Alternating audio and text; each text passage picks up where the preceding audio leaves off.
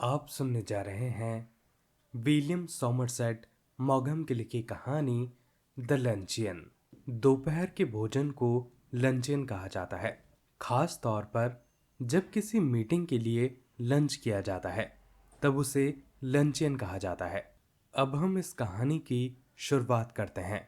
मैंने एक नाटक में उसे देखा और उसके इशारों का जवाब देने के लिए इंटरवल के दौरान मैं उसके पास गया और उसके बगल में बैठ गया।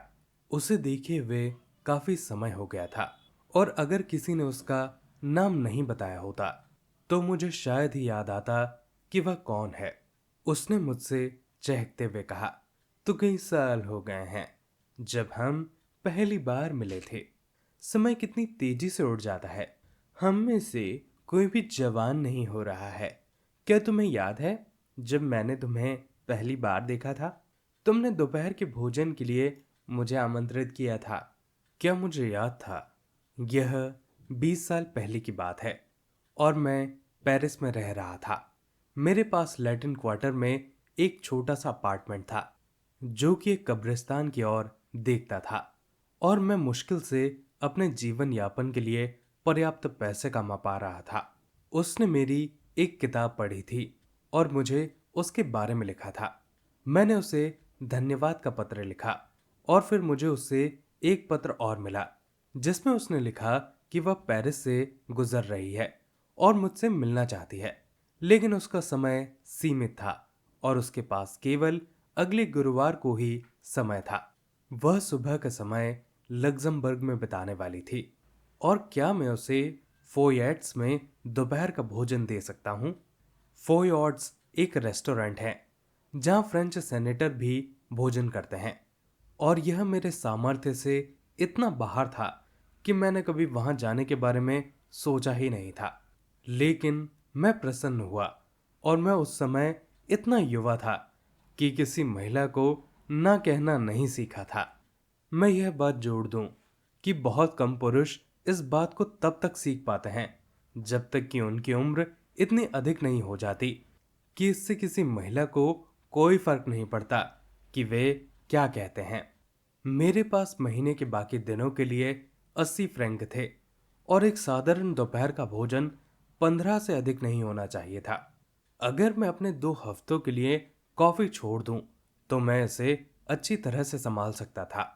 मैंने उससे जवाब दिया कि मैं अपने मित्र से पत्राचार के माध्यम से गुरुवार को 12:30 पर फोयट्स में मिलूंगा। वह इतनी युवा नहीं थी जितनी मैंने उम्मीद की थी और उसके दिखने में आकर्षक से अधिक प्रभावी होने का भाव था। वास्तव में वह 40 की उम्र की एक महिला थी, एक मोहक उम्र, लेकिन वह उम्र नहीं जो पहली बार नजर में एक अचानक और भयंकर आकर्षण पैदा कर दे। और उसने मुझ पर यह प्रभाव डाला कि उसके पास आवश्यक कार्यों से अधिक सफेद, बड़े और समान दांत थे। वह बातूनी थी, लेकिन चूंकि वह मेरे बारे में बात करने के लिए इच्छुक लग रही थी, मैं एक ध्यानपूर्वक श्रोता बनने के लिए तैयार था। जब मेन्यू लाया गया तो मैं चौंक गया क्योंकि कीमतें मेरे अनुमान से काफी अधिक थीं। लेकिन उसने मुझे आश्वासन दिया, मैं दोपहर के भोजन के लिए कुछ भी नहीं खाती। उसने कहा, ओह, ऐसी बात मत कहो। मैंने उदारता से जवाब दिया, मैं कभी भी एक से अधिक चीज नहीं खाती। मुझे लगता है कि आजकल लोग बहुत ज्यादा खाते हैं। शायद थोड़ी मछली। मुझे आश्चर्य है, क्या उनके पास सैल्मन मछली होगी? खैर, यह सैल्मन के लिए साल की शुरुआत का समय था और यह मेन्यू में नहीं था। लेकिन मैंने वेटर से पूछा कि क्या उनके पास सैल्मन है। हाँ सर, एक सुंदर सैल्मन अभी अभी आई है। यह उनका पहला सैल्मन था। मैंने उसे मेहमान के लिए ऑर्डर कर दिया। वेटर ने पूछा, जब तक यह पकता है तब तक आप कुछ और लेंगी या नहीं? नहीं, उसने जवाब दिया, मैं कभी भी एक से अधिक चीज नहीं खाती। अगर आपके पास थोड़ा सा कैवियर है तो मुझे उसमें कोई आपत्ति नहीं है। मछली के अंडों की एक डिश होती है जिसे कैवियर कहा जाता है। मेरा दिल थोड़ा धड़क गया। मुझे पता था कि कैवियर का खर्च वहन में नहीं कर सकता था, लेकिन मैं उसे ये कह भी नहीं सकता था। मैंने वेटर से कहा कि कैवियर ले आइए। अपने लिए मेन्यू में मैंने सबसे सस्ता पकवान चुना और वह था एक मटन चॉप। मुझे लगता है कि आपको मांस खाने की समझदारी नहीं है, उसने कहा। मुझे नहीं पता कि तुम चाप जैसी भारी चीजें खाने के बाद काम करने की उम्मीद कैसे कर सकते हो। मैं तो अपने पेट पर अधिक लोड लेना पसंद नहीं करती। फिर ड्रिंक का प्रश्न आया। मैं दोपहर के भोजन में कुछ नहीं पीती, उसने कहा। मैं भी नहीं पीता, मैंने तुरंत जवाब दिया, सिवाय सफेद वाइन के। उसने ऐसे कहा जैसे मैंने कुछ बोला ही ना था। ये फ्रेंच वाइट वाइन बहुत हल्की होती है। ये पाचन के लिए बहुत ही अद्भुत होती है। आप क्या लेना पसंद करेंगी? मैंने मेहमान नवाज होने के नाते से पूछा, लेकिन पूरी तरह से उत्साहित नहीं था। उसने अपने सफेद दांतों की एक चमकती और मित्रतापूर्ण झलक दी। मेरे डॉक्टर ने मुझे केवल शैंपेन पीने की अनुमति दी है। मुझे लगा कि मैं थोड़ा पीला पड़ गया। मैंने आधी बोतल का ऑर्डर कर दिया। मैंने कैजुअली कहा कि मेरे डॉक्टर ने मुझे शैंपेन पीने से सख्त मना कर दिया है। फिर आप क्या पीने वाले हैं? पानी।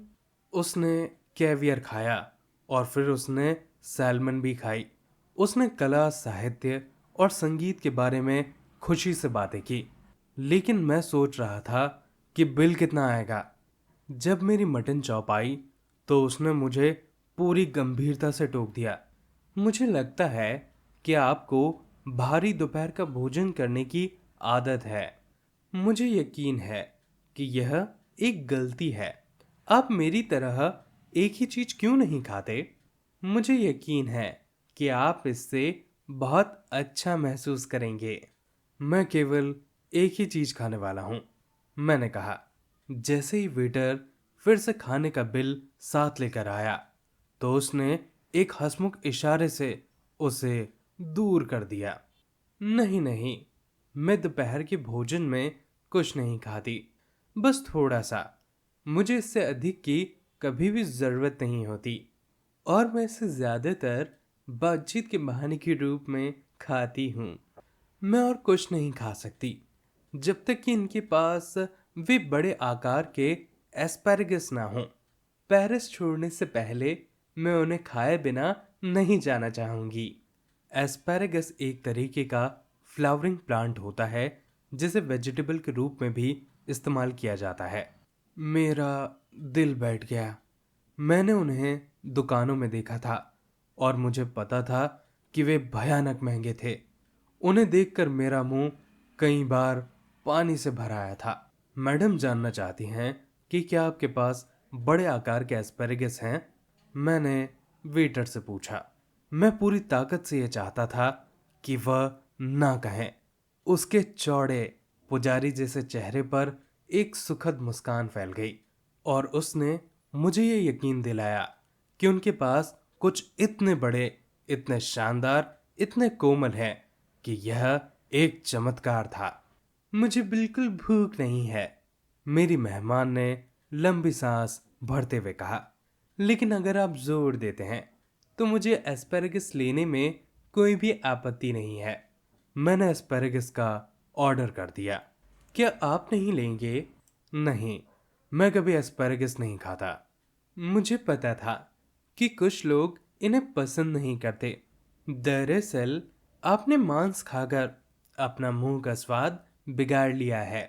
हम एस्पेरेगस पकने का इंतजार करते रहे। मुझे घबराहट होने लगी। अब यह सवाल नहीं था कि महीने के बाकी दिनों के लिए मेरे पास कितना पैसा बचेगा, बल्कि यह था कि क्या मेरे पास बिल भरने के लिए भी पर्याप्त पैसे हैं या नहीं। यह शर्मनाक होगा यदि मैं खुद को 10 फ्रैंक कम पाऊं और मुझे अपने मेहमान से उधार लेना पड़े। मैं ऐसा करने की हिम्मत नहीं कर सकता था। मुझे ठीक ठीक पता था कि मेरे पास कितने पैसे थे, और अगर बिल ज्यादा आता है तो मैंने ये सोच लिया था कि मैं अपनी जेब में हाथ डालूंगा, नाटकीय अंदाज में चौंकते हुए कहूंगा कि मेरा पर्स चोरी हो गया है।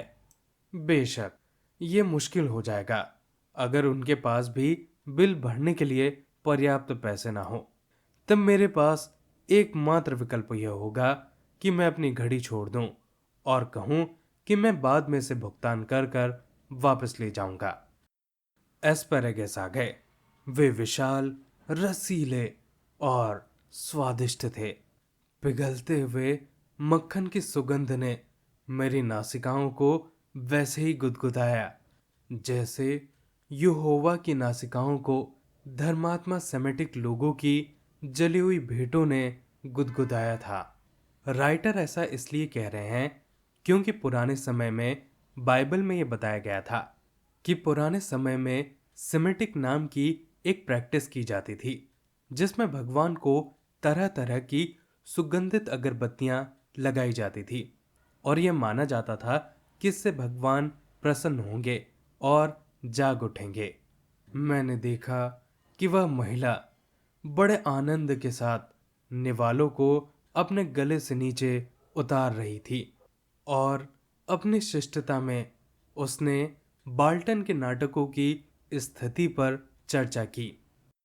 एस्टोनिया, लाटविया और ल्यूथेनिया देशों को बाल्टिक नेशन कहा जाता है। आखिरकार उसने खाना समाप्त किया। कॉफी? मैंने कहा। हाँ, बस एक आइसक्रीम और कॉफी, उसने जवाब दिया। अब मुझे कोई परवाह नहीं थी, इसलिए मैंने अपने लिए कॉफी और उसके लिए आइसक्रीम और कॉफी का ऑर्डर दे दिया। आप जानते हैं, एक चीज में मैं पूरी तरह विश्वास करती हूँ, उसने आइसक्रीम खाते हुए कहा, कि इंसान को हमेशा खाना खाने के बाद ऐसा महसूस होना चाहिए कि वह थोड़ा और खा सकता है। क्या आपको अभी भी भूख है? मैंने हल्के से पूछा। ओह नहीं, मुझे भूख नहीं है। देखिए, मैं दोपहर का भोजन नहीं करती। सुबह एक कप कॉफी लेती हूँ और फिर रात का खाना। लेकिन दोपहर के भोजन के लिए कभी भी एक से अधिक चीज नहीं खाती। मैं आपके लिए कह रही थी। ओह, मैं समझ गया। फिर एक भयानक घटना घटी।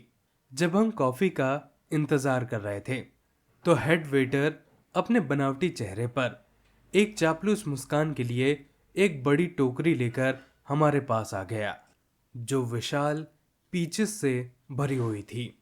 उन पीचेस में एक मासूम लड़की की लाली थी।